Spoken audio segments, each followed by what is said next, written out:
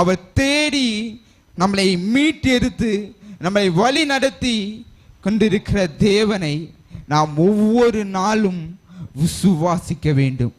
ஒவ்வொரு நாளும் நாம் பிதாவானவர் என் இயேசுவோடு இருக்கிறார், என் இயேசுவானவர் என்னோடு இருக்கிறார், நான் அவரோடு இருக்கிறேன் என்று நாம் மனதை திடப்படுத்தி வாழ வேண்டும். எத்தனை பேர் ஒரு ஆமீன் சொல்ல போறீங்க?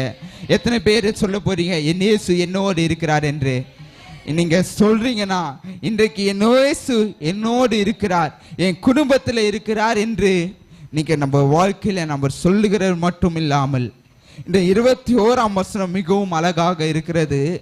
நீங்க வாயின் வார்த்தையாய் மட்டும் சொல்லி, வாயின் வார்த்தையாக மட்டும் நாம் காலங்களை கடந்து செல்லாதபடி, காரியங்களை விரயமாக்காதபடி, நாம் அவரோடு நான் இருக்கிறேன், என்னோடு